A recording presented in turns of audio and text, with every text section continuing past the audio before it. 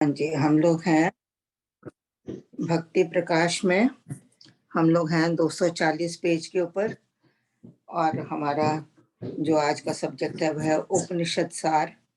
उपनिषद सार को हम लोगों ने पहले 13 श्लोकों तक पढ़ा था पिछले हफ्ते। आज उसी को फिर से थोड़ा सा रिकैप करते हुए आगे चलते हैं। तो बताया था पिछली बार उपनिषदों का जो सार है, सिर्फ वो यही कहते हैं उपनिषद का जो मेन उनका ये है कि किस तरह से हमने आत्मा को जानना है, आत्मा को पहचानना है, ब्रह्म को जानना है, उन तत्वों को जानना है जो कि निराकार हैं और साकार रूप में भी हैं। हर तरह से उनको हमने जानना है। किस तरह से जानना है आगे वो बताते हैं कि किस तरह से ये बहुत सूक्ष्म भेद है। ये जो आत्मा का सब्जेक्ट है और जो ब्रह्म का ज्ञान है, ये इतने सूक्ष्म हमारे लिए हैं कि इनको समझना, इनको जानना हमारे अपने बस की बात नहीं है।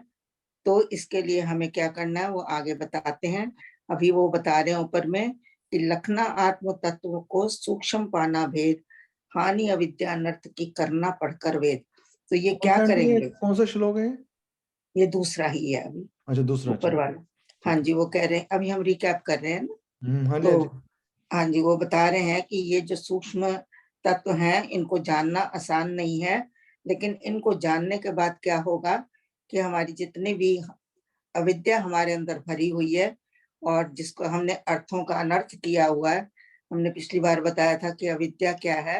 अविद्या ये है कि आत्मा को न जानकर शरीर को ही सब कुछ मान के बैठ जाना, ये एक बहुत बड़ी अविद्या है। जब हम आत्मा को जान लेंगे, ब्रह्म तत्व को पहचान लेंगे, तो उस वक्त हमारी ये अविद्या की हानि हो जाएगी, हमारी ये अविद्या समाप्त हो जाएगी। और जो हमने गलत विचार बना रखे हैं, विचार गलत गलत हमने अर्थ बना रखे हैं कि आत्मा के प्रति या ब्रह्म के प्रति, वो हमारे सारे के सारे जो है वो भ्रम भेद टूटकर हमको जो है एक अच्छे रास्ते पर ले आएंगे, क्योंकि हमारी अविद्या का नाश हो जाएगा और हमको एक पथ प्रदर्शन मिल जाएगा। तो कहते हैं, हाँ जी, कमलेश, वो तीसरा श्लोक यही है, परा विद्या को जानना ब्रह्म हरि भगवान, हाँ जी, आत्म तत्व विवेक को कहना उत्तम ज्ञान। बिल्कुल सही कहते हैं। वो कह रहे हैं कि ये जो है विद्या, ब्रह्म विद्या या आत्म ज्ञान जो है, ये है सब किस तरह की ये विद्या है? परा विद्या है। परा विद्या को जो है कि ये संसारी विद्या नहीं है कि जो आपको किताबों से मिल जाए या आपको किसी के कहने से समझ में आ जाए, ऐसी विद्या नहीं है। इसको जानने के लिए हमको अपने अंदर की बहुत गहराई में जाना पड़ता है और तब जाके जो अनुभव आपको होते हैं, वो तब उस विद्या को हम पराविद्या कहेंगे। उसके अलावा जो है बाकी तो हमने जो भी विद्याएं प्राप्त की हैं, सारी ये भौतिक विद्याएं हैं और अपरा विद्या कहा जाता है उनको। पराविद्या वही है जिसमें आपका अपना अनुभव हो और ऊपर वाले की कृपा से आपको वो विद्या मिलती है। तो कहते हैं कि इस ये जो है आत्मा को जान लेना और आत्मा के तत्व को विवेक से जानना, खाली जानना ही नहीं, उसका बिल्कुल निचोड़ निकाल लेना, उसके मर्म को जान लेना, कि उसके रहस्यों को जान लेना, ये सबसे उत्तम ज्ञान कहा गया है। वो कहते हैं कि ये जब आपको मिल जाता है तो रहना समता भाव में सबको समी जान। उस वक्त आपके अंदर क्या गुण आ जाता है? क्योंकि आपने ब्रह्म को जब पहचान लेते हैं तो उसी ब्रह्म को आप हर किसी में देखना शुरू कर देते हैं। हर किसी में देखते हैं, हर मनुष्य में, हर जीव में, हर प्राणी में, हर पेड़ पौधे में, हर परमात्मा की रचना में आप उसी को देखते हैं। तो कहते हैं कि आपके अंदर समता का एक भाव आ जाता है और आप ईश्वर को जो है अखंड देखते हैं, अखंड रूप में उसकी पूजा करते हैं और इससे क्या है, आपके सारे पापों का नाश हो जाता है। अघ का मतलब होता है पाप, इनकी सारी हानि हो जाती है, ये समाप्त हो जाते हैं। कहते हैं पार ब्रह्म उपासना ध्यान धारणा संग, जाप पाठ हरि नाम का करना धार उमंग। तो इसमें ये अब आपको विधि बता रहे हैं कि इसकी उपासना कैसे करनी है। जाप करके, पाठ करके, परमात्मा के नाम को जप कर ध्यान करके, धारणा मन के अंदर बनाकर फिर उसकी पार ब्रह्म की उपासना हमने करनी है। पार ब्रह्म का मतलब पिछली बार बताया था कि पार ब्रह्म वो है जो सब चीजों से दूर है, उसका अपरम पार है, उसका कोई पार ही नहीं है। ऋषि मुनि कहते हैं ना, भजनों में भी गाते हैं, हारे ऋषि मुनि कर ध्यान बना, मन मंदर हाली शांत, तो कोई उसका पार पा नहीं पाता है। तो उसका पार पाना कठिन है। ऐसे परमात्मा को जो कि सब चीजों से पार है, उसके अंदर 3 गुण भी नहीं है। देखिए पूरी सृष्टि जो है वो 3 गुणों से बनी है, लेकिन परमात्मा और ब्रह्म और आत्मा एक ऐसी चीज है जो इन तीनों गुणों से पार है, तो इसलिए उसको पार ब्रह्म भी कहते हैं। कमलेश जी, अग का क्या मतलब है? आपने क्या बोला? अग मैंने बोला पाप। पाप। हाँ जी, धन्यवाद, थैंक यू। जाप पाठ हरि नाम का करना धार उमंग। तो बस यही बता रहे हैं, विद्या बता रहे हैं कि कैसे कैसे आप हमने परमात्मा को पाने के लिए या उसके निकट जाने के लिए क्या क्या साधन है, जाप है, पाठ है, उपासना है, ध्यान है, धारणा है, ये सारी चीजें। फिर वो करते करते आपके अंदर लीनता का लाभ होएगा, आपको लीनता मिलेगी।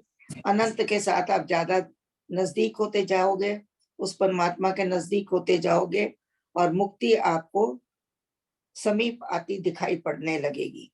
फिर आपके अंदर 3 गुणों को लांघकर पाना पद आराम, आप भी उस अवस्था में पहुंच जाओगे जिस अवस्था में ब्रह्म है या आत्मा है। क्योंकि जब आप उसका ध्यान करते करते आत्म रूप हो जाते हो, ब्रह्म का ध्यान करते करते आप ब्रह्म रूप हो जाते हो, तो आपके अंदर भी वो तीनों गुण खत्म हो जाएंगे और फिर आप विश्राम की अवस्था में पहुंच जाओगे। या ये भी कह सकते हैं, आराम का मतलब तो एक है कि विश्राम मिलना, आपकी सारी साधना, आपकी सारी मेहनत, आपकी सारी कोशिशें, आपके सारे प्रयत्न शांत हो जाएंगे, आपको कुछ करना नहीं पड़ेगा। और आराम का मतलब है कि आप निश्चिंत हो जाएंगे या आपके पास ही राम आ जाएगा, आराम, राम भी आपके पास आ जाएगा। तो ये उन्होंने ऊपर बताया है। आगे मतलब आपकी सब कोशिशें आपकी सफल हो जाएंगी। बिल्कुल, फिर कोशिश रह ही नहीं जाएगी। तो क्योंकि आप जब मंजिल पे पहुंच जाते हो तो आपका चलना बंद हो जाता है। जैसे कि यात्री यात्रा कर रहा है, यात्रा करते करते जब उसकी मंजिल आ जाती है तब वो रुक जाता है। तब उसके सारे एफर्ट खत्म हो जाते हैं चलने के, और जो रास्ते में उसको कठिनाइयां होती हैं या खाना पीना उसको जो कई बार नहीं भी मिलता है, धूप भी होती है, सारी चीजें कठिनाइयों को पार करके जब मंजिल पे पहुंच जाता है तो पूर्ण विश्राम की अवस्था होती है उसकी। इसी तरह बता रहे कि जब आप ब्रह्म पद को पा लेते हैं, आत्म पद को पा लेते हैं, तो आप भी उसी अवस्था में चले जाते हैं जिस अवस्था में परमात्मा है। वो 3 गुणों से पार है, आप भी उससे पार कर जाते हैं 3 गुणों को, आप भी राम में हो जाते हैं। बिल्कुल राम में हो जाते हैं। यहाँ उपनिषद का अर्थ बता रहे हैं कि उपनिषद का असली अर्थ है कि परमात्मा के निकट जाकर बैठना, और बैठना क्या, ध्यान लगाकर और अंदर विवेक जगाकर आप परमात्मा के निकट बैठें, ताकि आपको जो भी अंदर से प्रेरणा मिले या जो भी आपके जो पार ब्रह्म की आपको अनुभव होए, उसको आप अच्छी तरह से समझ सको और ले सको। आगे बोल रहे हैं कि सार मर्म का कथन जो वेद भेद जो सार, फिर वो ये भी बता रहे हैं कि ब्रह्म को के भेदों और रहस्यों को जानने के लिए आपको जो शास्त्र हैं उनका सहारा लेना पड़ेगा। वेद का मतलब हमने यहाँ खाली वेद नहीं कहे थे, सारे शास्त्र कहे थे, जो कि 6 शास्त्र हैं उनका नाम बताया था। और वो कहते हैं कि उन शास्त्रों के अनुसार उन्होंने जो शास्त्रों ने भेदन करके, मतलब भेदन मतलब उसके बहुत गहराई में जाकर जो सार निकाला है, जो मर्म निकाला, मर्म का मतलब होता है रहस्य निकाला है, उन सब को अपने मन के अंदर हम धारण करें। क्योंकि ब्रह्म का जो रहस्य है आपको वही बता सकते हैं जिन्होंने इसका या तो अनुभव किया है, वो भी आपको इतनी अच्छी तरह नहीं बता सकते हैं, क्योंकि वो कहते हैं कि ब्रह्म इतना पवित्र है, इतना पावन है कि अगर बाहर तक आते हुए, आपकी जीभ तक आते हुए या सुनने वाले के कान तक जाते हुए भी वो उसमें कुछ ना कुछ विकार आ जाते हैं। तो इसलिए जिसने पा लिया वो भी आपको बताने में बहुत असमर्थ होता है, वो सिर्फ आपको इशारा दे सकता है Yeah. कि हाँ अगर आप ऐसा करोगे तो आपको कुछ मिलेगा। जैसे नमक ढली समुद्र की तह को पाने गई, वो उसमें घुल जाती है, वो एक बदलाएगी इसमें कैसे कि समुद्र का पानी कैसा है। एक किस्म ये भी बोलते हैं on the same along the same line कि आप अपनी वाणी से समझा नहीं सकते और कोई अपनी बुद्धि से उसको समझ नहीं सकता। ये एक ये ट्रांसमिट होती है अपने आप। या और दूसरी बात ये नहीं, ये इंद्रिय विषय नहीं है। जब भी आप सुनोगे तो कानों से सुनोगे, तो कान एक इंद्रिय है। जब आप बोलोगे, जो आपको बोल सुनाने वाला है वो मुंह से बोलेगा, तो जीभ भी और मुंह भी एक आपकी इंद्रिय है। तो इसलिए इंद्रिय तक आते आते उसमें विकार आ जाते, तो इसलिए आपको ब्रह्म को सिर्फ ब्रह्म ही जान सकता है। या जिन्होंने इसका रहस्य शास्त्रों में लिखा है, ऋषि मुनियों ने इसको जाना है, और थोड़ा बहुत जो वो बता सके वो उन्होंने इस रहस्य को बताया है। आगे वो बता रहे हैं कि रामायण काल था, उसमें इस तरह का काफी प्रचलन था कि लोग जो है चर्चाएं करते थे परमात्मा के नाम की, और ऐसे ही जो राजा होते थे वो लोग भी अपने सभाओं में गोष्ठियां करते थे, और गोष्ठी करके फिर क्या करते थे कि निष्कर्ष निकालते थे। बात भी क्या करते थे, सिर्फ आत्मा की और ब्रह्म की बातें होती थी, चर्चाएं होती थी। और ऐसी चर्चाएं करते करते उसमें जो है कि समय ऐसे निकल जाता था, और बहुत ही आनंद का एक वातावरण बन जाता था। मुनि मन पाते मोद लिखा हुआ है इसमें। मुनि लोग जो होते थे वो, उनका तो काम ही यही था। संसारी लोग तो हम लोग संसार में फंसे रहते हैं, लेकिन जितने भी मुनि लोग हैं, ऋषि हैं, इतने भी संत महात्मा हैं, उनके लिए तो एक ही चर्चा का विषय है, और वो है परमात्मा के नाम का। और ऐसी वो वार्ता करते थे, और इससे जो जितने अधिकारी होते थे, क्योंकि अधिकारी शिष्य भी तो होते थे वहां पर, तो उनको भी एक बोध मिल जाता था, ज्ञान मिल जाता था, और सारे दोष वगैरह सब दूर हो जाते थे। वो ऐसा काल था, उस वक्त पाप दोष जो थे बहुत नहीं थे, और थे तो इतने कम थे कि वो दबे हुए थे, दिखाई नहीं देते थे। और उस युग में न दुर्भिक्ष थे, न रोग थे, सब तरफ खुशियां ही खुशियां, अच्छा माहौल था। ये उन्होंने बताया है। आगे भी बता रहे हैं कि उस वक्त जो लोग थे, उनका अपना जीवन और उनका अपना चरित्र कैसा था। वो सच्चे होते थे, सरल होते थे, कर्मी होते थे, उपासक भी होते थे।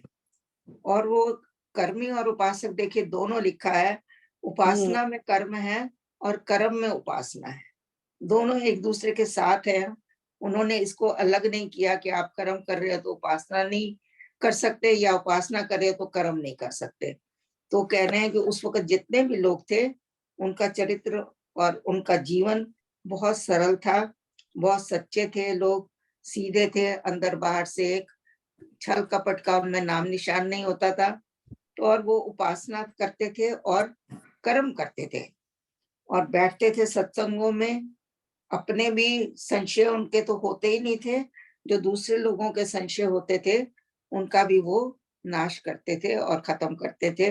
और जितने भी लोग वहां पर बैठे होते थे, वो सभी लाभान्वित हो जाते थे। हाँ, राजे सज्जन साधु संत सभी कहते संत, सभी लोगों को उस वक्त संत कहा जाता था। क्यों संत किस लिए कहा जाता था? सिर्फ उनके चरित्र को देखकर। अगर चरित्र आपका अच्छा है तो आप भी साधु हैं, आप भी संत हैं।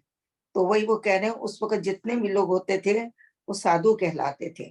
सभी कहाते संत, आत्मा को जो खोजते होते जो मतिमंद।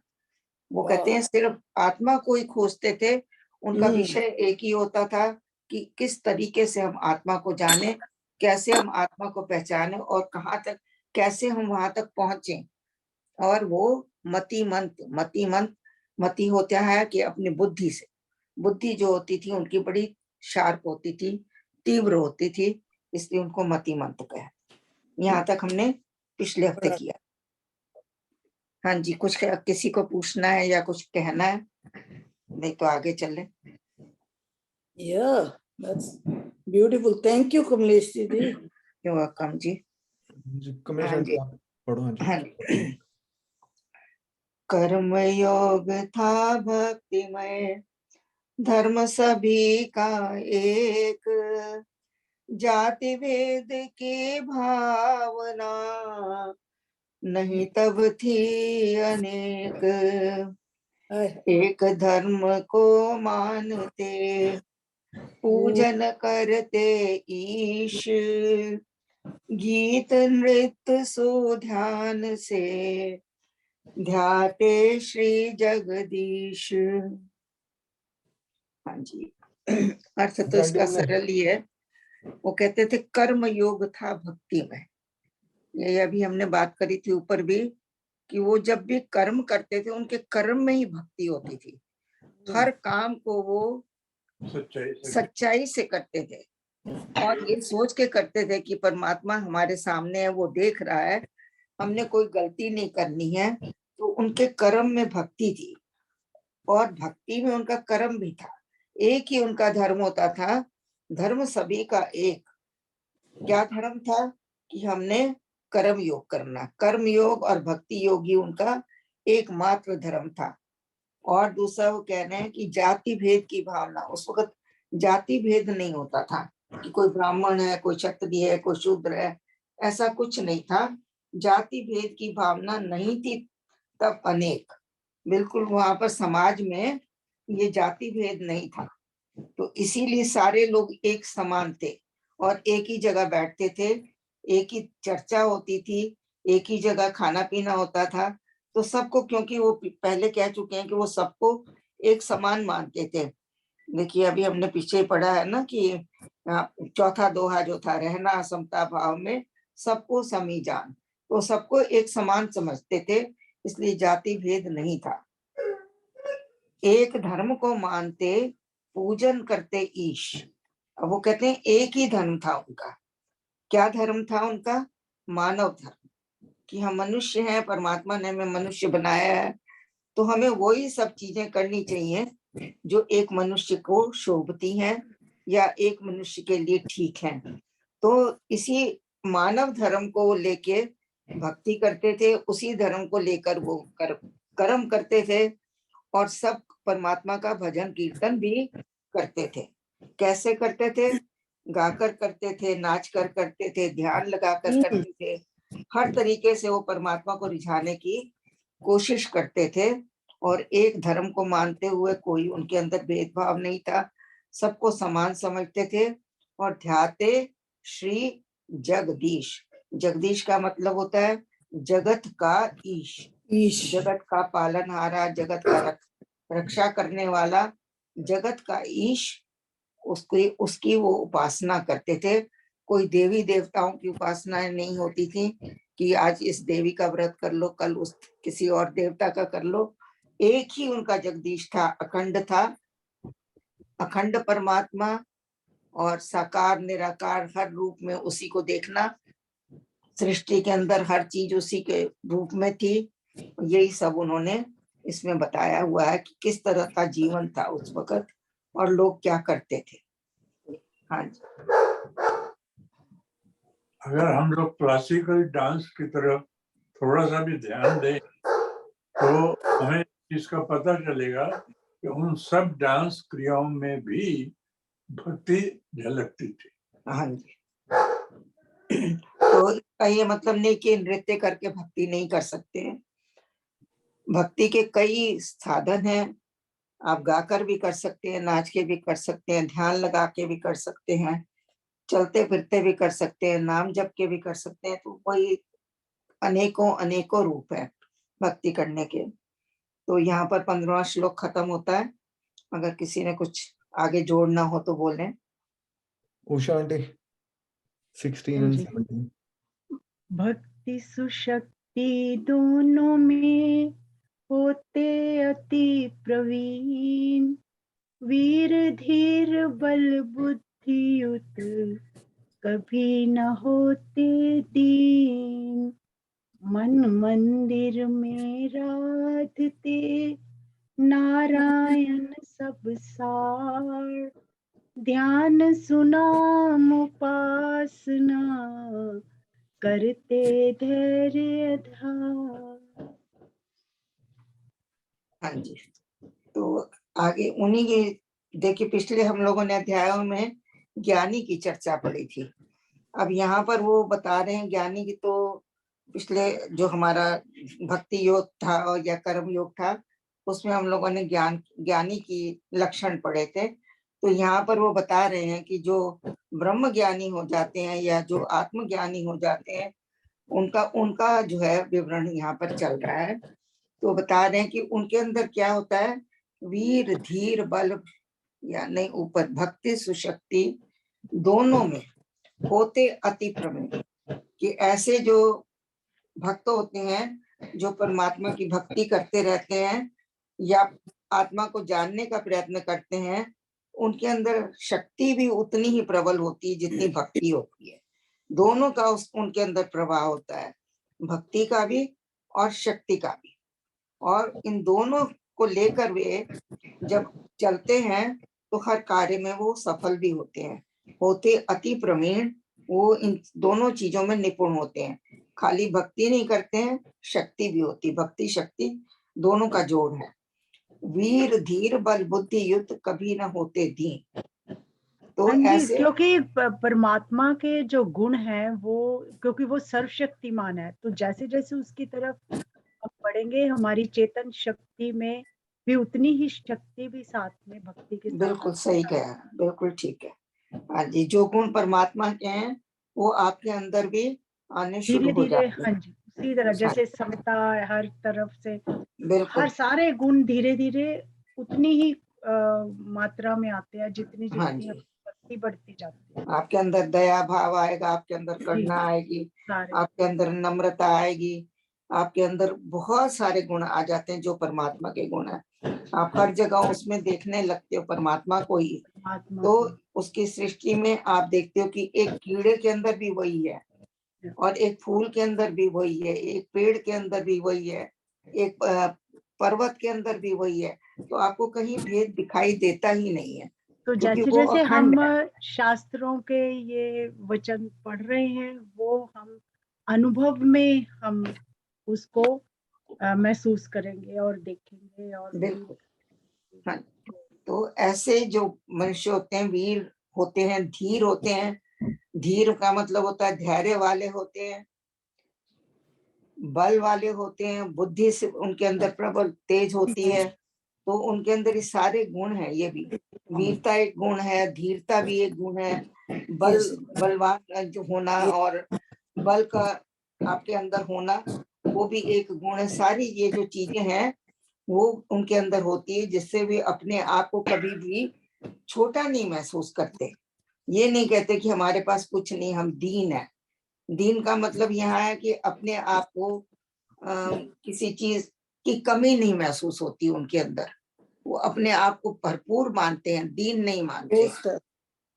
हाँ जी, उनके अंदर कोई भी डर का भाव नहीं होता। दीन उनके अंदर जब गुण आ जाते हैं तो आपकी दीनता खत्म हो जाती है और आप निर्भीक भी हो जाते हैं, क्योंकि जब गुण है ये गुण आपको बहुत ऊंचा उठाने लग जाते हैं, बहुत ऊंचे उठ जाते हो आप। तो आपके अंदर कोई कमी नहीं होती। दीन का मतलब यहाँ होगा कि वो अपने आप को कोई कमी नहीं महसूस करते अपने में। जब हम भक्ति से जुड़ जाते हैं तो ये आत्मिक भावना में भी है, वीर धीर बल बुद्धि सारा कुछ जो है ना वो आत्मिक भावना में इसी के रूप ही बिल्कुल सही बात है। या आगे वो कहते हैं कि उनके और क्या लक्षण है बीच में। हाँ जी बोले। आगे बढ़ जाएंगे तो रह ना जाए। ये वीर धीर वाला भी और इससे कर्म योग का जो आपने बताया, तो इसका नटशल में आपने ये कहा कि when you are engrossed in your work, the very work is the puja। आप इतनी अच्छे से अपने काम को सिंसियरली कर रहे हैं कि लेफ्ट राइट ना आपका दिमाग जाता है ना आपकी कोई कमी जाती है वगैरह वगैरह। तो in a way when you are in the good company, good thoughts, good सारी चीजें, तो रिजल्ट भी गुड ही होता है। अब सवाल ये है कि मान लीजिए आप रहते तो दुनिया में हो ना, फैमिली में ही रहते हो ना। लेट्स से कि 4 बंदे हैं फैमिली के, तो 2 कहते हैं बिल्कुल ठीक है, बाकी 2 को कहो तो कहते तू टाइम ना वेस्ट किया कर ज्यादा, तो वो कहेंगे ये तो पागल ही है। या ऐसे और बेटर यूं समझ लेंगे हस्बैंड वाइफ है, एक कहता हूँ मंदिर जरूर चलना चाहिए, देखना चाहिए, कर्म भी ठीक है, धर्म भी ठीक है, बात भी ठीक है। दूसरा कहता है तू ना टाइम वेस्ट बहुत करती है, मत करा कर, फिल्म चलेंगे आज ही, बहुत अच्छी लगी है। तो अब वो वीर धीर ये चीजें जितनी भी हैं, कोई ये फिजिकल फाइट तो है नहीं, ये फाइट एक किस्म का कन्फ्लिक्ट हो गया। And who is right and who is wrong, nobody is there to decide. तो इसको आप रिजॉल्व कैसे करेंगे, specially in the context of this para, वीर धीर और ऊपर वाला कर्म वाला? नहीं, इसको आप रिजॉल्व कर सकते हैं। वही एक होता है कि इसमें त्याग है। जब आप त्याग करते हैं, अगर आपकी बीवी नहीं चाहती है और आप अपने मन को मार कर उसके साथ मूवी देखने चले जा रहे हैं, तो ये एक आपका त्याग है। अंदर में आप उसी चीज से जुड़े हुए हैं जहां आप जाना चाहते हैं। आपके कदम वहां नहीं गए हैं, लेकिन आपका मन वहां ऑलरेडी पहुंचा हुआ है। तो आपको लाभ तो वही मिलेगा जो आप चाहते हो। और घर में शांति रखने के लिए या उनको प्रसन्न करने के लिए जो आपने अपना त्याग किया, वो त्याग जो है वो उसका फल अपना होता है। त्याग का फल बहुत होता है, और जैसे सेवा का फल होता है, ऐसे त्याग का फल है। और वो त्याग करते करते करते करते एक दिन अगला इंसान की समझ में आ जाता है कि मैं क्या कर रहा हूँ और अगला मेरे लिए क्या कर रहा है। उसने इतना कुछ त्याग दिया मेरे कहने पर, मुझे खुश देखने के लिए उसने अपने सारे सुखों का त्याग कर दिया है। तो ये चीज जो है ना प्रभाव करती है, लेकिन ये 1-2 दिन की बात नहीं है। आपके अंदर ये जो वीर बल बुद्धि आ चुकी है, यही आपसे त्याग कराती है।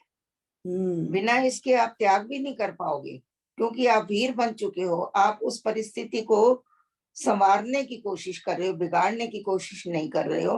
तो उस परिस्थिति में जो आपके अंदर के भाव हैं और बुद्धि है आपकी, आपके अंदर जो बल है, वो इस तरह से एक साथ मिल के काम करता है कि आपका अपना मन तो एक जगह जुड़ा हुआ है, लेकिन आपके कदम दूसरी तरफ गए हुए हैं।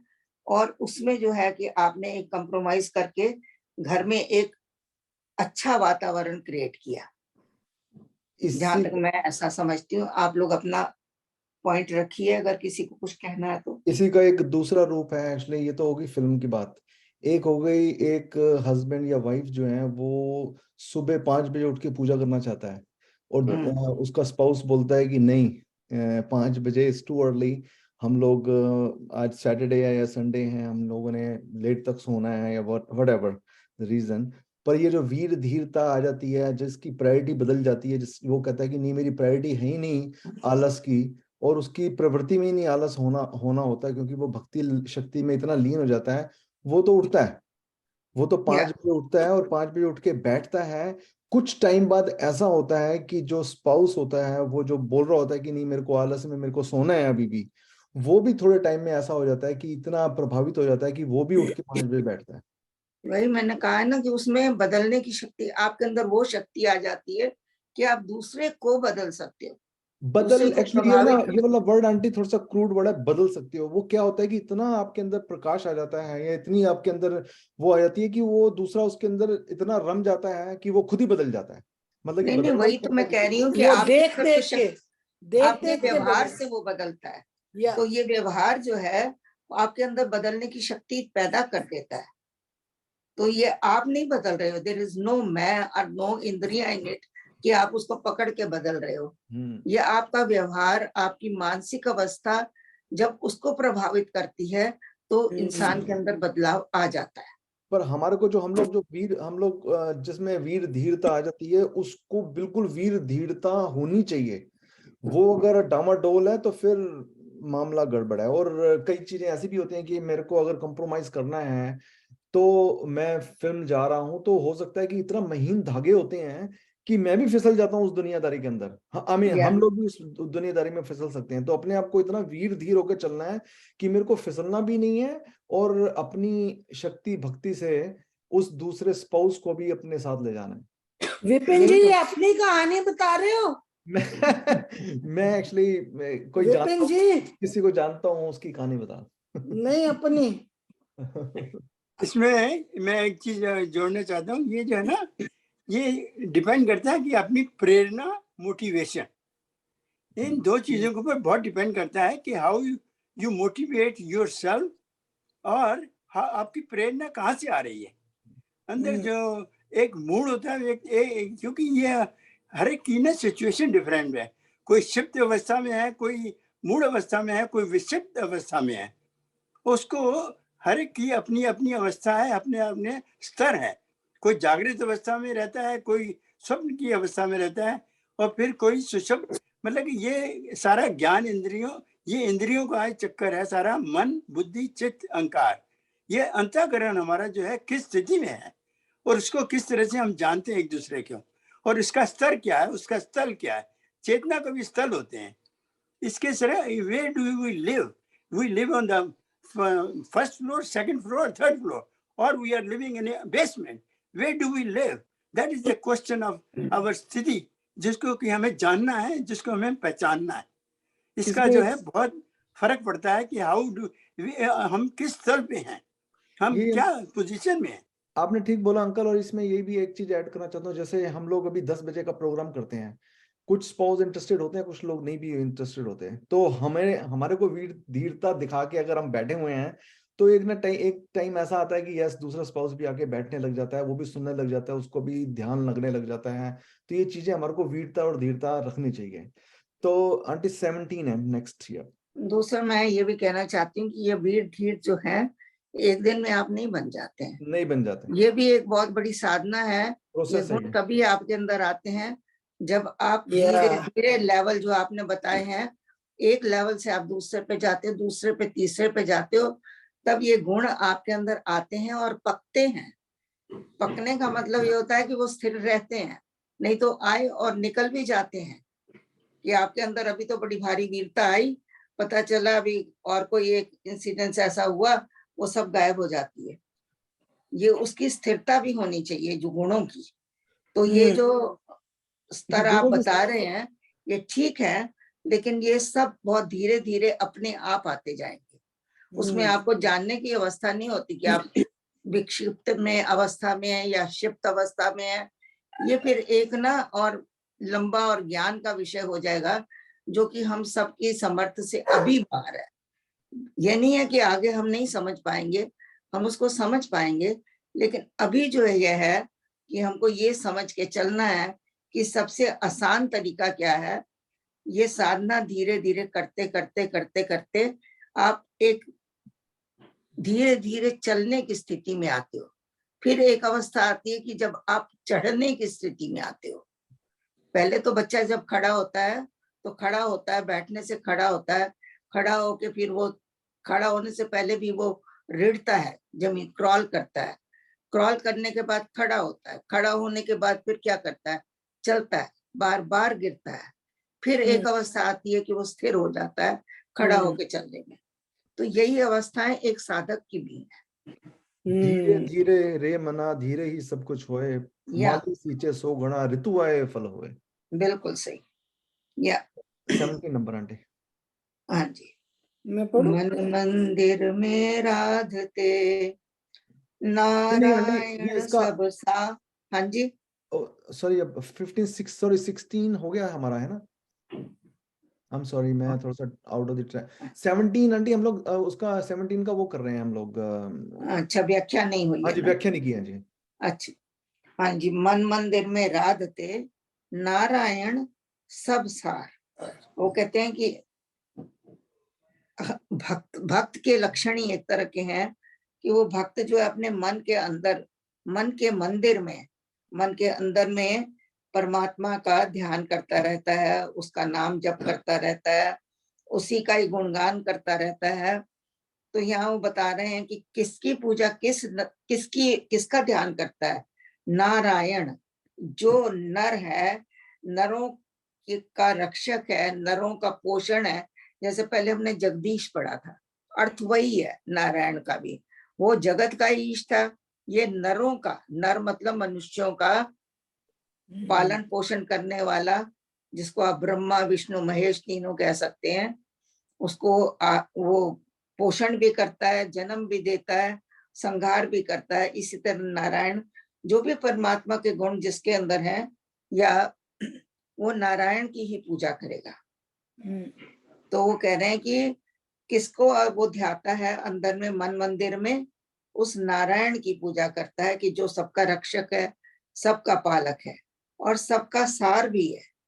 सब चीजों का सार, सार का मतलब पूरे संसार में अगर आप कुछ ढूंढने निकले तो आपको पता चलेगा कुछ भी तो किसी चीज में भी सार नहीं है। सभी चीजें विनाशी हैं और कोई भी चीज ऐसी नहीं है जिसका नाश ना होता हो। तो इसलिए सब सारों का सार एक परमात्मा ही है और एक आत्मा ही है। और यही गुण जो है वो जो है, जो मनुष्य वीर धीर बल बुद्धि वाला है, वो परमात्मा का इसी तरह से स्मरण करता रहता है अपने मन के अंदर। और क्या करता है? ध्यान सुनाम उपासना। उन्होंने और भी जोड़ दिया है कि पहले गीत गाता, गीत नृत्य से भी आप कर सकते हैं पूजन। अब यहाँ बता रहे हैं कि ध्यान से और नाम से, नाम की उपासना करते करते धैर्य धारण करके वो परमात्मा को भजता ही रहता है। करते धैर्य धार ध्यान सुनाम उपासना। उपासना कैसे करते हैं? ध्यान से, अंदर में ध्यान लगाकर, या नाम की उपासना से वो अपने अंदर परमात्मा से जुड़े रहते हैं। ये इसमें एक वो ध्यान सुनाम उपासना करते करते इतना धैर्य आ जाता है कि मन मंदिर हो जाता है। मेरा मन मंदिर बना जैसे गंगा तीर, पीछे पीछे हरि चले कहत कबीर कबीर। या सही बात है। हाँ जी, ये भी एक गुण है धैर्य। तो धैर्य भी तो एक बार उन्होंने पहले भी बताया है। धीर जहाँ लिखा है ना, वीर धीर, धीर का मतलब धैर्य ही है। जिसके अंदर धैर्य आ गया वो धीर बन गया, वो अधीर नहीं होता है। कोई भी सिचुएशन आ जाए उसमें वो डावाडोल नहीं होता, वो विचलित नहीं होता, उसी को धीर कहते हैं।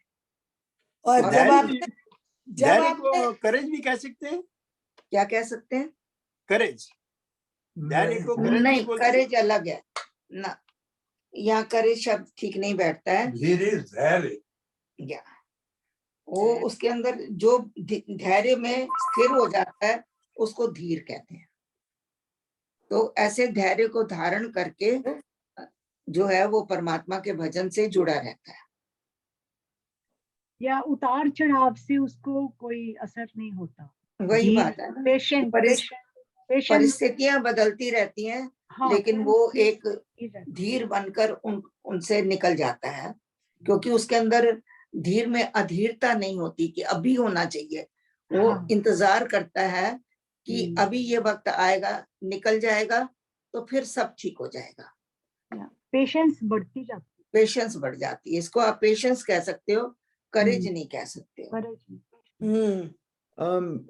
चोपड़ा साहब, पिछले क्वेश्चन था आपका, कुछ do you want to add? नहीं, मैं इसी कॉन्टेक्स्ट था। उन्होंने she has explained it basically वीर धीर। तो या तो मैं अब आपके ऊपर लगा दो, जैसे आपने मेरे पैसे देने हैं, देते हो नहीं आप, तो मैं लड़ थोड़ी रहा हूँ आपके साथ, धैर्य दिखा रहा हूँ ना। पेशेंस दिखा रहे। आज कल अगले हफ्ते कभी तो पड़ेगा ना, तो ले आना अब कल। अगला जन्म भी हो सकता है। नहीं श्री राधे नहीं, अगला जन्म नहीं। माँ नव आंटी ने माँ नव बोल दिया ना कि 9वां जन्म नहीं, अब ये 9वां हमारा जन्म था, अब नहीं। माँ नव। विपिन जी, आप दे के खत्म करो, क्या कर रहे हो? मैंने तो कई बार खत्म कर दिया, पर ये मानते ही नहीं, ये उनकी लालच बढ़ जाता है इनका। फिर मांगते जाते। मिस्टर चोपड़ा, आप इतना और थोड़ा धीरज बढ़ा लो और पेशेंस रख के माफ कर दीजिए। That's beautiful. मुझे लगता है लालच बुरी बला है, लालच बुरी बला है। नहीं, उषा आंटी ने खत्म करवा दिया मामला। रजनी मेहरा जी 18 और 19। ओके, 18-19।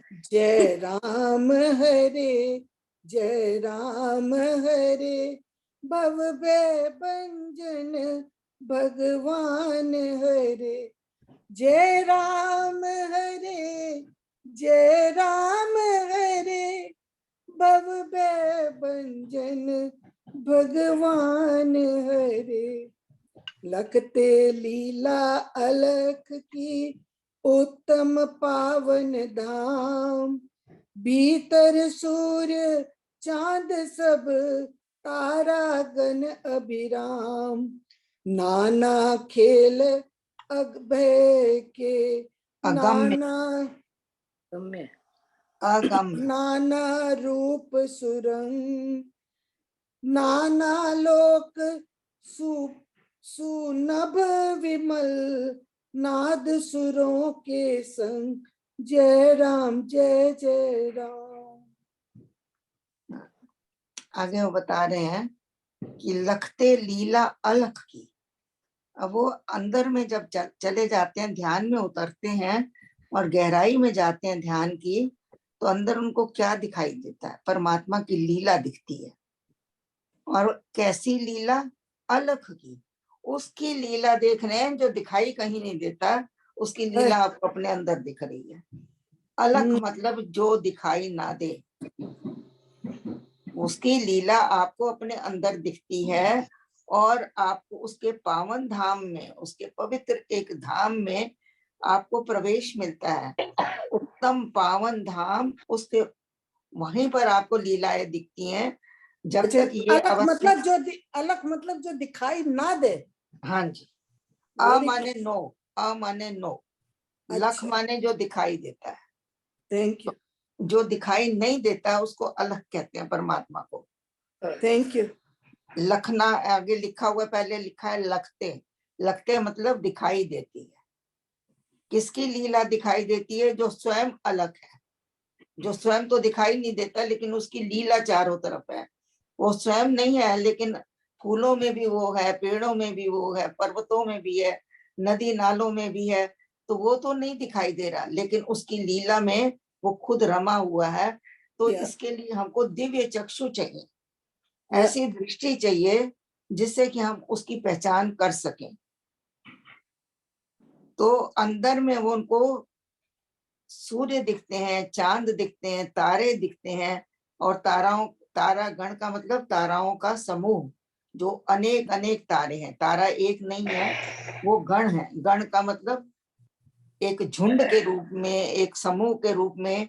अभिराम मतलब अनंत, आपको दिखते ही रहते हैं, जिनका कि अंत भी नहीं है।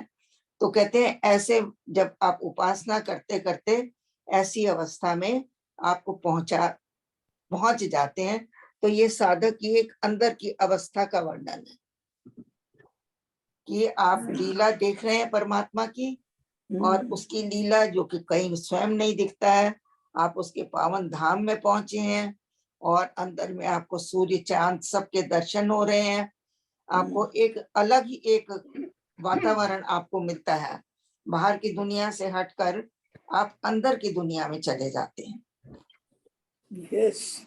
आगे है नाना खेल अगम्य के, नाना रूप सुरंग। कहते हैं नाना खेल, उसके खेल भी अनंत है, वो एक खेल नहीं है।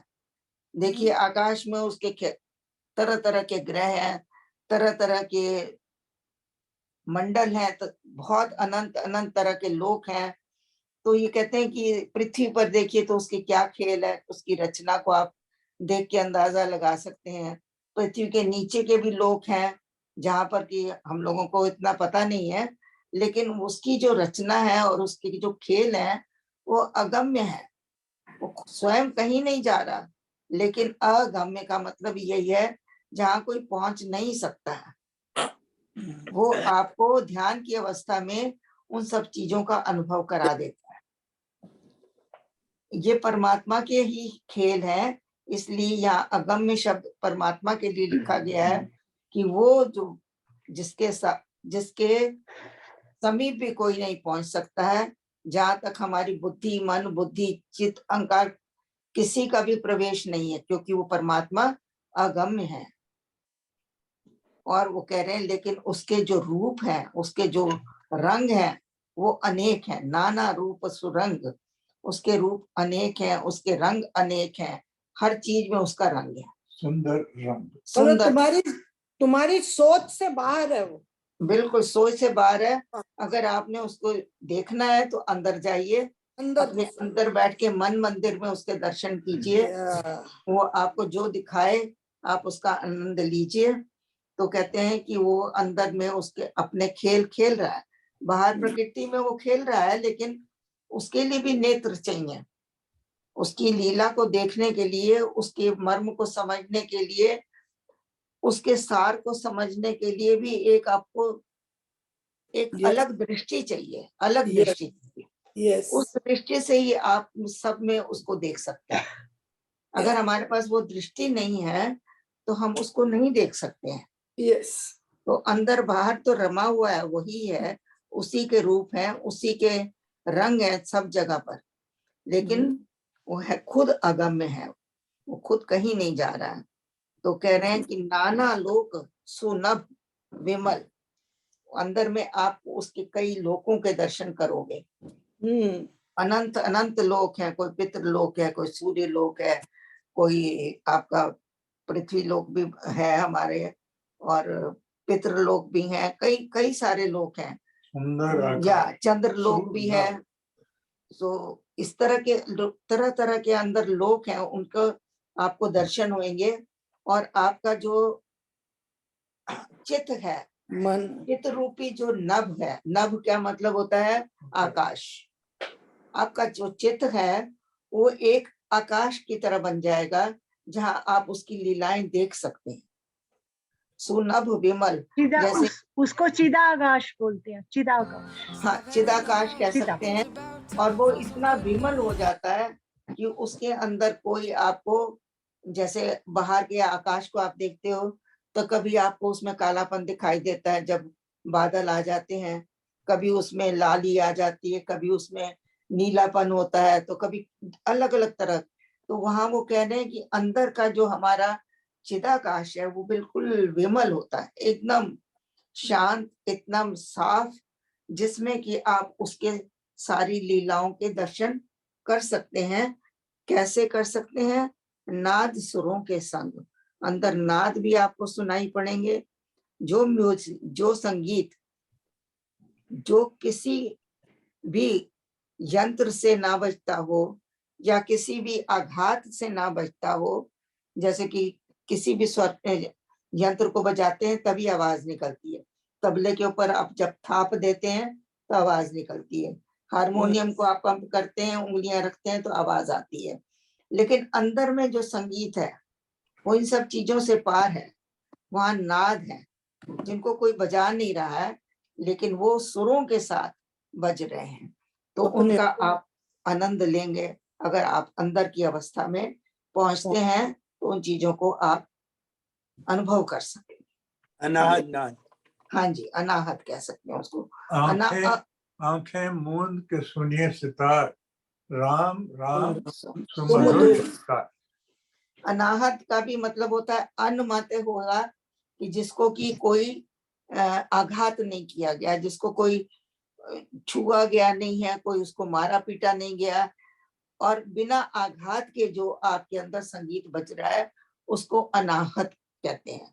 अनाहत नाद, एक हाथ की ताली बजती है, या कह सकते हैं कि एक हाथ से ये ताली बजती है, जबकि बाहर में आप ऐसा नहीं कर सकते, दो ही होनी चाहिए तभी ताली बजेगी। हाँ जी, तो हो गए दोनों? हाँ जी, दोनों हो गए। हाँ जी, या काफी लोग जो हैं हमारे साथ जुड़े हुए हैं, और प्लीज आप कोई, अगर आपके कोई क्वेश्चंस हो, इंस्टेड ऑफ ऑल हम लोग 5-6 लोग मिलके बोलते हैं, आप प्लीज अनम्यूट कर सकते हैं या अपना हैंड रेज कर सकते हैं, मैं आपको अनम्यूट कर सकता हूं, और जस्ट इन केस आप भी कोई क्वेश्चन पूछो, कोई अपने एक्सपीरियंस या कमेंट्स बता सकते हैं before we will proceed for next shloka. कोई है जिसके कोई क्वेश्चंस हैं, कमेंट्स हैं, like to share our thoughts, their thoughts? Sudesh aunty?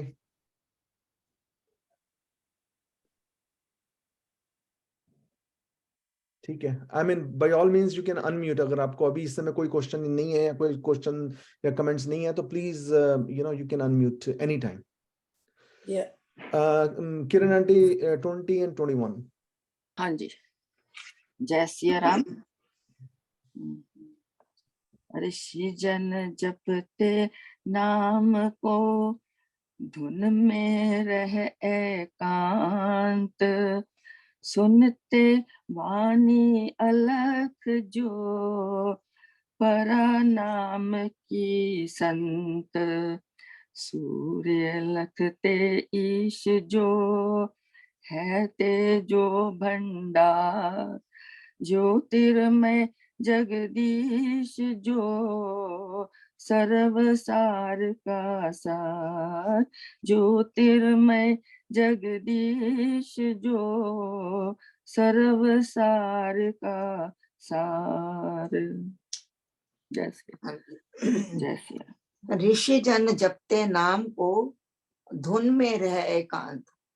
या अर्थ तो इसका सीधा है, लेकिन जो इसका रहस्य है वो बहुत सीधा नहीं है।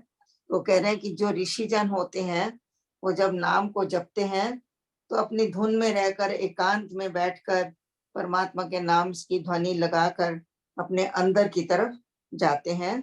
और वहां जैसे अभी हमने पढ़ा है ऊपर, सुनते वाणी अलग की, अलग जो, या तो उसी की वाणी को सुनते हैं, उसी अनहद नाद को सुनते हैं जो कि अलग का है, जिसको कि हम देख नहीं सकते हैं। उस परमात्मा का जो नाद है उसको वो सुनते हैं। और आगे उन्होंने उसको नाम भी दिया है कि वो परा नाद है, परा नाम है। परा नाम का जो है नाद सुनते हैं। और ऐसे जो उनको बाद में संत कहा गया, कॉमा लगाकर संत बताया गया कि ऐसे ऋषि मुनि और संत जन जो है वो धुन में रहते हैं, अपनी परमात्मा की धुन में रहते हैं, एकांत में रहते हैं, परमात्मा की वाणी को अंदर सुनते रहते हैं, नाद सुनते हैं, या उस नाम का गुंजन भी सुनते हैं। जैसे हम लोग बाहर से राम राम राम राम करते हैं, अंदर वो संगीत में नाम सुनते हैं, सितारे हैं या भेरी है, तरह तरह के जो यंत्र हैं उनकी जो ध्वनि है वो हमारे अंदर अनंत रूप में है और सदा है, हर वक्त चल रही है 24 घंटे, जो कि हम लोग बाहर की दुनिया में रहते हुए कभी नहीं सुन सकते। उनको सुनने के लिए हमें पहले अंदर की तरफ ही जाना पड़ता है। और वो अंदर में जाकर क्या करते हैं, वाणी तो सुनते हैं परमात्मा की, और नाम की भी वाणी, नाम का भी उनको बोध होता रहता है, लेकिन अंदर में उनको सूर्य के भी दर्शन होते हैं। उनके अंदर इतना प्रकाश हो जाता है, इतना प्रकाश हो जाता है, कहते हैं कई कई सूर्य एक समय में उनके अंदर होते हैं।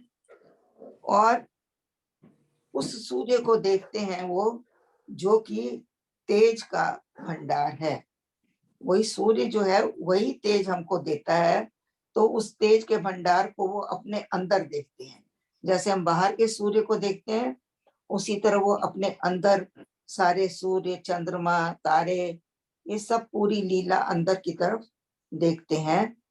और कहते हैं कि सूर्य को उन्होंने कहा है कि ये भी परमात्मा का ही रूप है, ज्योतिर्मय है, सारे संसार को ज्योति देता है, प्रकाश देता है और वायु को शुद्ध करता है। अगर कहते हैं कि सूर्य ना निकले तो आपकी ये धरती रहने लायक नहीं हो सकती है, इतनी दुर्गंध होएगी इसमें, इतने कीड़े मकोड़े हो जाएंगे जो कि सूर्य के उदय होते ही सब समाप्त होते हैं। अंधकार तो मिटता ही है, साथ में उस प्रकाश की रोशनी में अनंत अनंत जो कीटाणु होते हैं, जो कि बीमारियों वाले होते हैं, वो भी मर जाते हैं। और आपकी धरती भी पवित्र होती है, वायु भी पवित्र होती है। तो ऐसे सूर्य को लोग भगवान मानकर उसकी पूजा करते हैं। वो कहते हैं कि ज्योतिर्मय जगदीश, जो ये ज्योतिर्मय है परमात्मा, जो सूर्य के रूप में है, ये जगदीश है, ये सब सारों का सार है।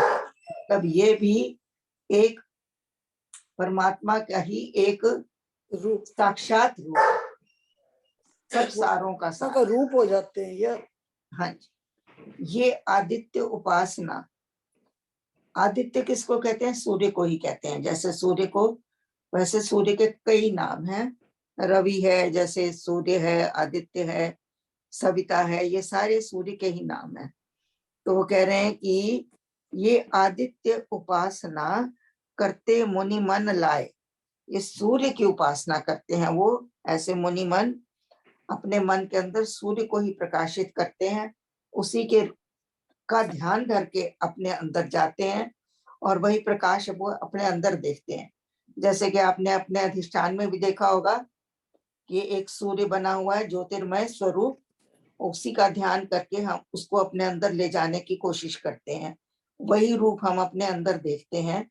तो यही वो कह रहे हैं यहाँ पर कि वो सूर्य को ही परमात्मा मानकर और परमात्मा सब सारों का सार मानकर उसकी पूजा करते हैं। ये आदित्य उपासना करते मुनि मन लाए। इसी सूर्य की उपासना भी जो करते हैं अपने मन के अंदर, ऐसे मुनि लोग जो हैं वो भीतर में सविता सभी लगते ध्यान रमाए। भीतर में भी वो सूर्य के दर्शन करते हैं। जो बाहर से सूर्य की उपासना करते हैं और उसी सूर्य को अपने अंदर ले जाते हैं, उसी को अपने भीतर में देखते हैं। सविता का मतलब भी सूर्य होता है। तो ऐसे जो मुनि लोग हैं वो सूर्य की पूजा करते हैं, लगते ध्यान रमाए, अंदर में वो परमात्मा का ध्यान अभी लगाकर। 22 और 23 हमने किया नहीं आंटी अभी। अच्छा चलो ठीक चलो है। आप चलो आप गा दो, फिर आप ही कर दो।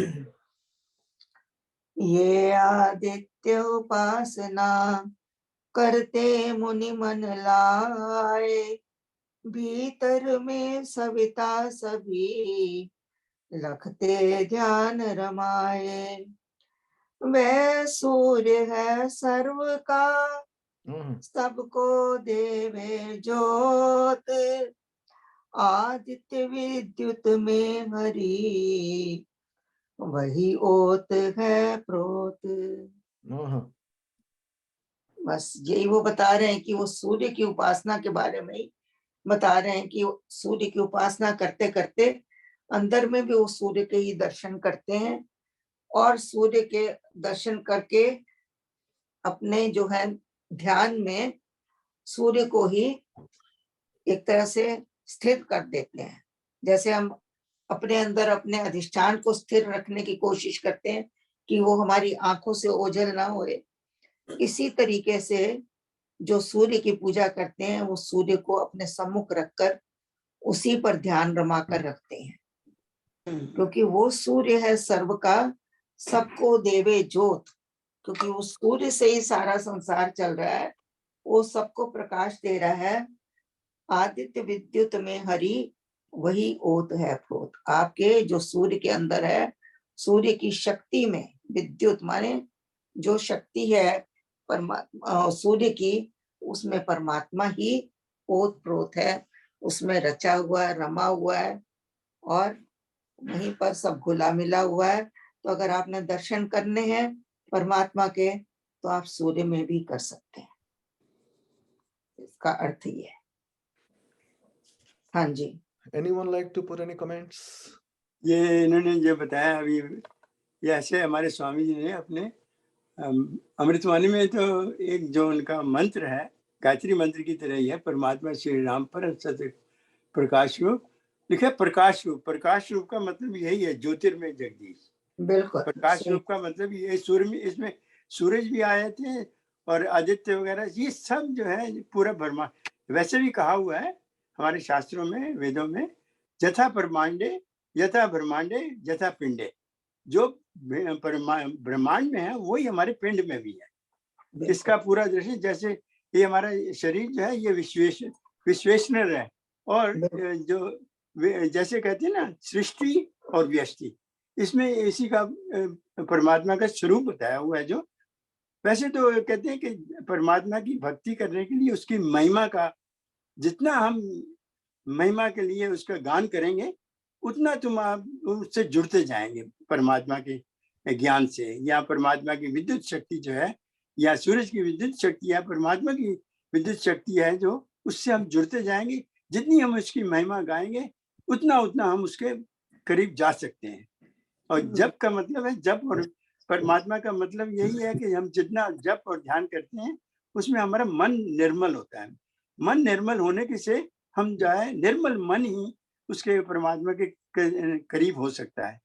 इसमें कहने की तो बहुत बातें हैं, वैसे तो बड़ा अच्छा इन्होंने एक्सप्लेन किया एक एक शब्दों में, तो इनका बड़ा धन्यवाद है। कहने के तो बहुत कुछ है इसमें, अब मतलब अनलिमिटेड है स्कोप है इसमें, मगर इसका जितना हम ध्यान करें, जितनी महिमा गाएं, वो ही कम है। क्योंकि ये मैंने जो चीज सोची है, जब मेरे दिमाग में आ रही थी पीछे थोड़े दिनों से, यही आ रही थी कि हमें अपने जो है ना, ये पढ़ तो लिया हमने कि हमारी जो ये प्रकृति है और पुरुष का जो मिलन है, और यहाँ हमारे जो प्रकृति है ये त्रिगुणात्मक है, और त्रिगुणातीत कैसे हम हो, उसके लिए हमें इसका बड़ा एक कहते हैं कि एक इसका ध्यान रखना पड़ेगा, हमें इसका ऑब्जर्वेशन करनी पड़ेगी कि हम हमारे अंदर ये कैसे गुण जो है, तामसिक है, राजसी है या सात्विक है, किस तरह के गुण हमारे इस ये ऊपर नीचे होते रहते हैं, किस तरह से हम किस स्थिति में रहते हैं, क्या क्या हमारे साथ होता है। ये जो कर्म है, ये कर्म इसी के ऊपर डिपेंड करते हैं कि हमारे सात्विक कर्म है या हमारे तामसिक कर्म है या हमारे राजसिक कर्म है। इनको हम अपनी प्रैक्टिकल लाइफ में देख सकते हैं कि how we are affected with these गुना। और गुणातीत के होना मतलब कि हमें इन तीनों गुणों से ऊपर उठना है, यही हमारी कोशिश है, यही हमारा जन्म का सफल सिद्धि कारण है। इसको ही हम ध्येय में रखते हुए हम इससे ऊपर उठ सकते हैं, तीनों गुणों से ऊपर उठना है हमारा, ये लक्ष्य है हमारा। हाँ ये हमारी जिंदगी का ध्येय है कि यही करो। नहीं, एक बात आपको बता दें कि आप इन 3 गुणों से पार इस दुनिया में रहते हुए नहीं हो सकते, क्योंकि पूरी जो सृष्टि है ये त्रिगुणमयी है। इसमें आपके ऊपर नीचे जितनी आप इनको समता में ला सकते हो थोड़े, कि भाई अगर आपके अंदर तमोगुण ज्यादा है तो आप उसको सतोगुण में धीरे धीरे ला सकते हो। पहले तो तमोगुण से आप रजोगुण में आओगे, रजो से सतो में आओगे, इस तरह से इनके अंदर आप थोड़ा बहुत परसेंटेज चेंज कर सकते हैं।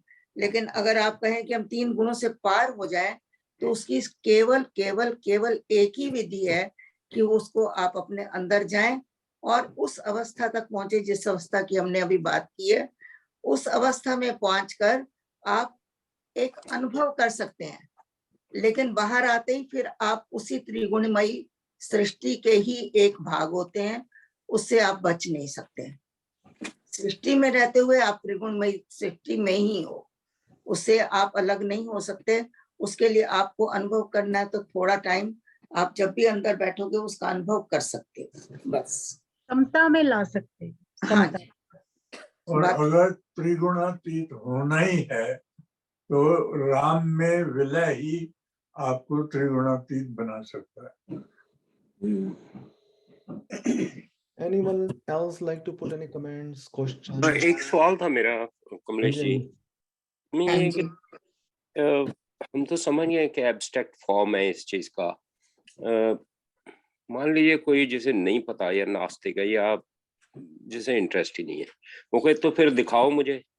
नास्तिक ने कहा मुझे दिखाओ, जैसे समुद्र को चम्मच से नापना है तो पॉसिबल नहीं है, तो चुप करके बैठ जाए, या तो ये कहेंगे तू खुद करके देख ले, मुझसे क्या पूछता है, whatever you like you do, अपने एक्सपीरियंस से, अपने तरीके से, अपने टाइम, अपनी कन्वीनियंस पे, जब तुझे समझ आता हो तो ठीक, और अगर आए ही ना, क्योंकि बाय डेफिनेशन इज नास्तिक, ठोकरें टाइम समय वही तो बताएगा, या कोई और बेटर भी इसका एक्सप्लेनेशन बन सकता है। देखिए, गीता में भी यही कहा गया है, अगर आप पढ़ें तो कहते हैं कि मेरी जो ये गीता का ज्ञान है, ये भी उन्हीं लोगों को सुनाना जो इसके इच्छुक हो, जिनके अंदर कोई भावना है या जो सुनना चाहते हैं। जिनके अंदर इच्छा नहीं है उनको आप ये मेरा ज्ञान सुनाओ भी मत, सुनाओ ही ना। तो मेरे ख्याल से तो आपका उत्तर इसमें आ जाता है कि जिनको इंटरेस्ट नहीं है उनके हम पीछे क्यों पड़े, उतना समय हम अपने पर लगा के हम अपना कल्याण करें।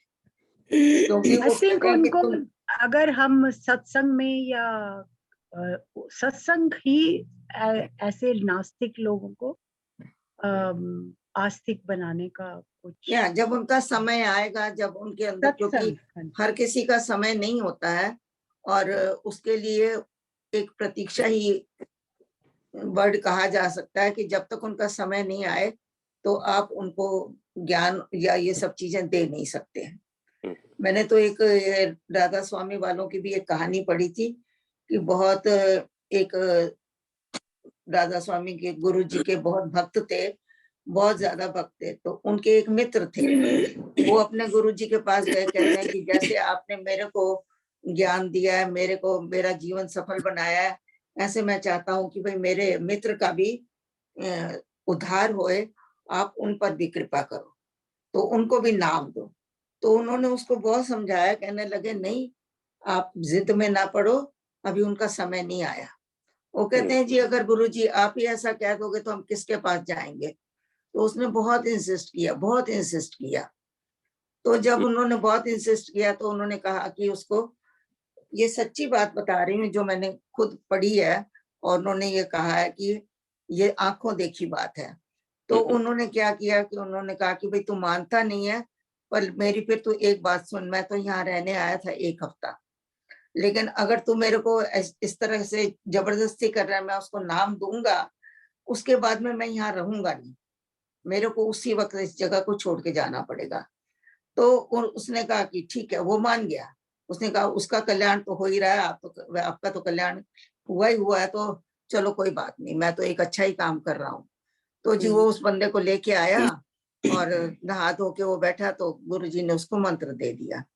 मंत्र जैसे ही दिया, बाहर उन्होंने टांगा मंगा के रखा हुआ था, वो उस पर सवार हुए और चले गए। सवार हो गए तो कहते हैं कि वो जाके जब ट्रेन में बैठे या जहां भी जा रहे थे, वो कितने दिन तक वो बुखार में तपते रहे, इतना तपे। तो बाद में जब पूछा गया उनसे, कई दिन उन्होंने अपने को कमरे में बंद कर दिया कि मेरे से कोई बात ना करे, मेरे पास कोई ना आए, बस आप मुझे बिल्कुल अकेला छोड़ दो। तो जो भी समय उन्होंने लिया, हफ्ता लिया या 4 दिन 3 दिन, वो मुझे याद नहीं है। तो उन्होंने अपने को बंद कर लिया और उसमें ही उन्होंने वो सारी यातनाएं भुगती। जब पूछा गया तो उन्होंने कहा कि इस मनुष्य के समय नहीं आया हुआ था और इसने इतनी जबरदस्ती करके मेरे को उससे नाम दिलाया है, तो जो उसकी यातनाएं कई जन्मों की थी वो मुझे भोगनी थी। इसीलिए वो वहां पर रुके नहीं और वो बाहर आ गए और उन्होंने आगे उसका सारे कर्म अपने ऊपर लेके उसको निपटा के, और पता चला कि थोड़े दिन के बाद जिसने नाम लिया था उसकी मृत्यु हो गई, क्योंकि वो काबिल नहीं था उस वक्त। तो ये कहानी हमें कुछ बताती है। ये हमको एक तो गुरु के साथ बहस नहीं करनी है, अगर वो कह रहे हैं कि उसका समय नहीं आया है तो हमको मान लेना चाहिए था। तो उसकी यातनाएं गुरु को भोगनी पड़ी, ये भी हमें देखना है कि हम किसकी वजह से क्या कर रहे हैं।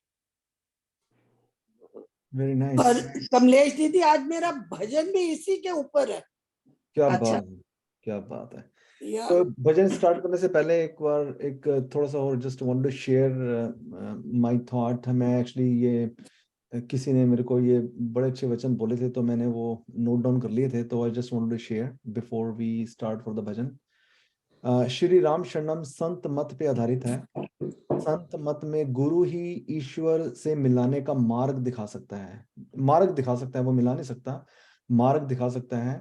गुरु की आज्ञा में रहना, उसके बताए नियमों से चलना, गुरु से निरंतर संपर्क बनाए रखना, अपने आप को पूर्ण रूप से गुरु को समर्पित करना ही इसी संत मत के आधार पर स्वामी जी महाराज ने राम शरणम की नींव रखी थी।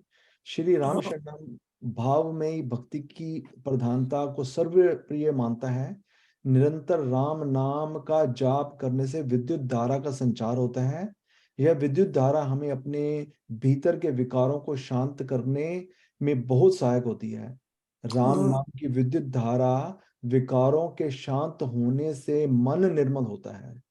राम नाम की विद्युत धारा मन को निर्मल होने से प्रेम भक्ति का उदय होता है, और जब हमें प्रेम भक्ति से भाव विभोर होकर पूजा करते हैं तो अश्रुओं की धारा का प्रवाह होता है, और इन अश्रु की धारा को सीढ़ी बनाकर जब हम अपने अंतःकरण की गहराइयों में उतरते हैं तो उस बिंदु तक जाते हैं जो राम नाम की विद्युत धारा हमें लेके जाती है, और वो विद्युत धारा हमें मन, बुद्धि और मैं के आवरण से बाहर ले जाती है।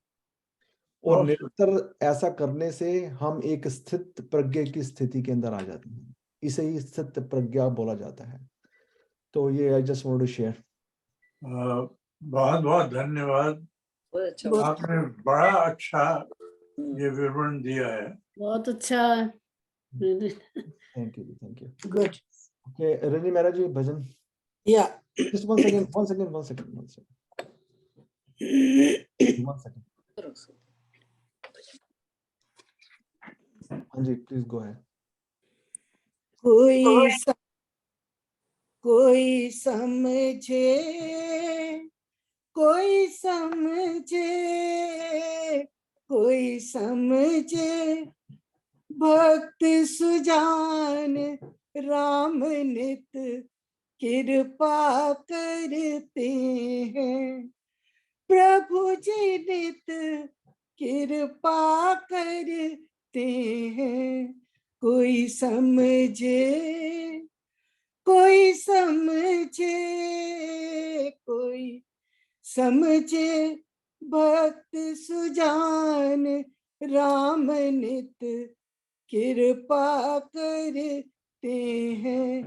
प्रभु जी नित कृपा करते हैं।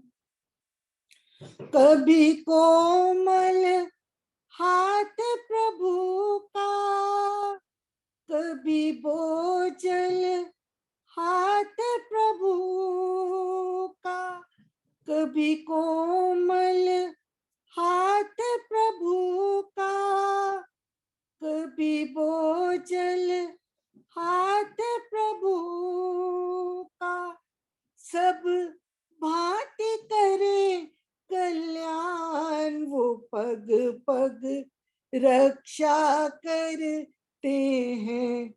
प्रभु जी नित कृपा करते हैं। कोई समझे, कोई समझे, कोई समझे, भक्त सुजान राम नित कृपा करते हैं। कभी धन सत्ता बरसाते, कभी दीनता दे तरसा के, कभी धन सत्ता बरसा के, कभी दीनता दे तरसा के, कभी सुख दे स्वर्ग समान, कभी दुख दुविधा देते हैं। राम नित कृपा करते हैं। कोई समझे, कोई समझे, कोई समझे, भक्त सुजान राम नित कृपा करते हैं। प्रभु जी नित कृपा करते हैं। कभी ज्ञान प्रभु जी देते, कभी बुद्धि ही हर लेते, कभी ज्ञान प्रभु जी देते, कभी बुद्धि ही हर लेते, कभी रख कर मूढ़ ज्ञान वो खुद पथ सीधा करते हैं। प्रभु जी नित कृपा करते हैं। कोई समझे, कोई समझे, कोई समझे, भक्त सुजान राम नित कृपा करते हैं। प्रभु जी नित कृपा करते हैं। है रूप अनेक कृपा के, कभी जय कभी हार कराई है रूप अनेक कृपा के, कभी जय कभी हार कराई प्रभु का निर्दोष विधान देखो कब क्या क्या करते हैं प्रभु जी नित कृपा करते हैं कोई समझे कोई समझे कोई समझे भक्त सुजान राम नित कृपा करते हैं प्रभु जी नित कृपा करते हैं जय राम हरे भव भय भंजन भगवान हरे जय राम हरे भव भय भंजन भगवान हरे जय राम हरे भव भय भंजन भगवान हरे कोई समझे कोई समझे कोई समझे भक्त सुजान राम नित कृपा करते हैं प्रभु जी नित कृपा करते हैं कोई समझे कोई समझे कोई समझे जय श्री राम कमलेश आंटी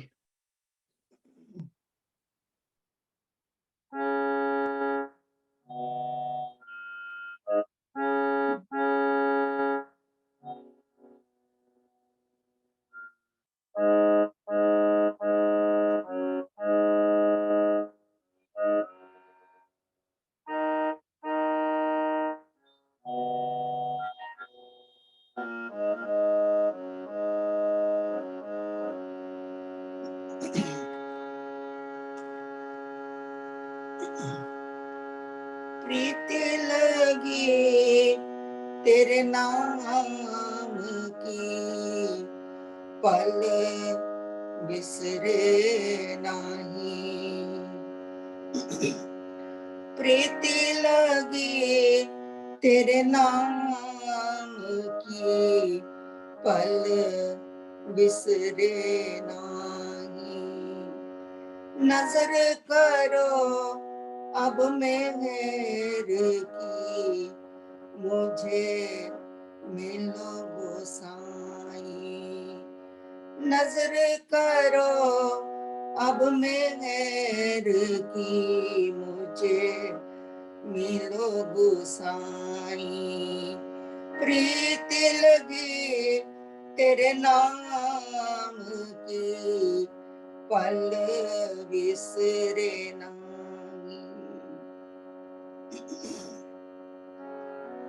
बिरह सतावे रात दिन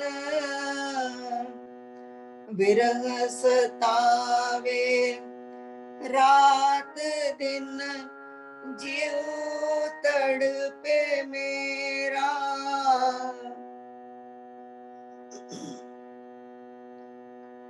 विरह सतावे रात दिन जीव तड़पे मेरा तुम मिलन को आस है तुम मिलन को आस है प्रभु करो सवेरा तुम मिलन को आस है प्रभु करो सवेरा प्रीति लगी तेरे नाम की पल बिसरे नाही। नजर करो अब मेहर की, मुझे मिलो गोसाई।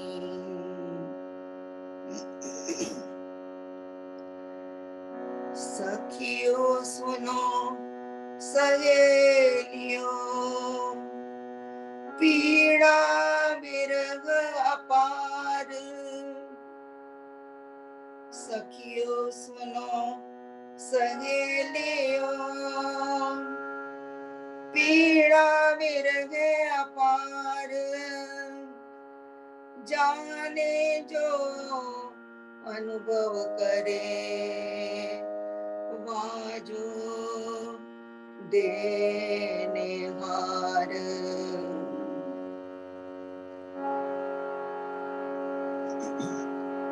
बैरागिन हरि नाम की, रहती सदा उदास। रहती सदा उदास। अनुरागिन हरि नाम की, लिए प्रेम संन्यास। प्रीति लगी तेरे नाम की, पल बिसरे नहीं। नजर करो अब मेहर की, मुझे मिलो गोसाई।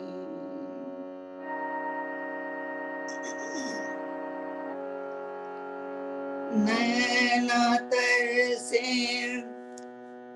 दरस को, पल पलक न लागे। नैना तरसे दरस को, पल पलक न लागे।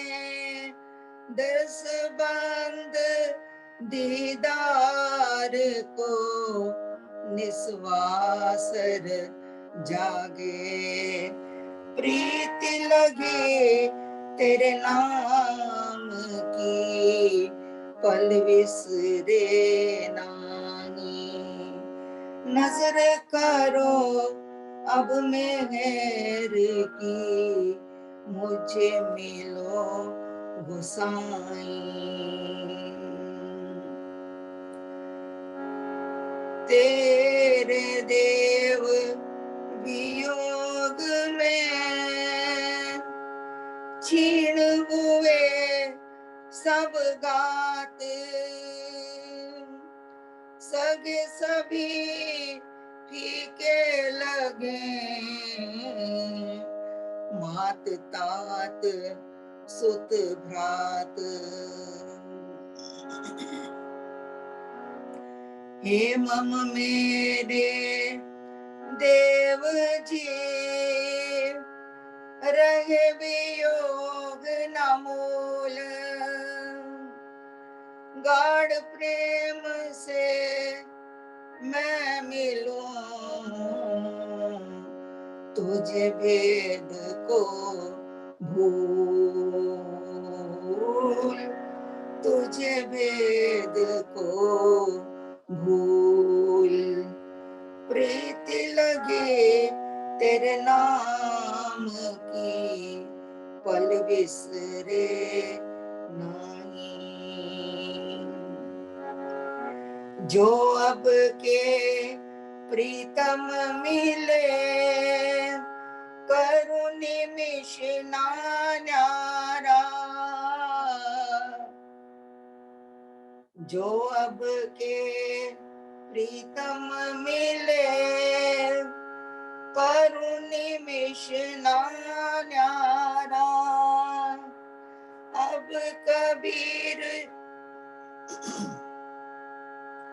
अब कबीर गुरु पाया, मिल गया प्राण प्यारा। अब कबीर गुरु पाया, मिल गया प्राण प्यारा। प्रीति लगी तेरे नाम की, पल बिसरे नहीं। नजर करो अब मेहर की, मुझे मिलो गोसाई, मिलो गोसाई, मिलो गोसाई। आंटी सर्वशक्ति में थे।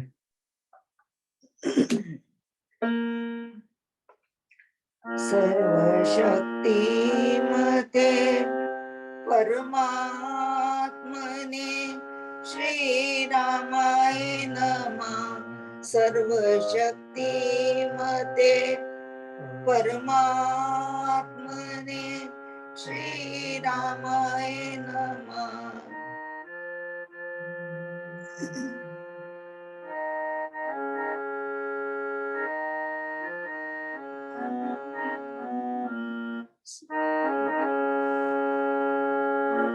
सर्वशक्ति मते परमात्मने श्री रामाय नमः। सर्वशक्ति मते परमात्मने श्री रामाय नमः। सर्वशक्ति मते परमात्मने श्री रामाय नमः। सर्वशक्ति मते परमात्मने श्री रामाय नमः। सर्वशक्ति मते परमात्मने श्री रामाय नमः। सर्वशक्ति मते परमात्मने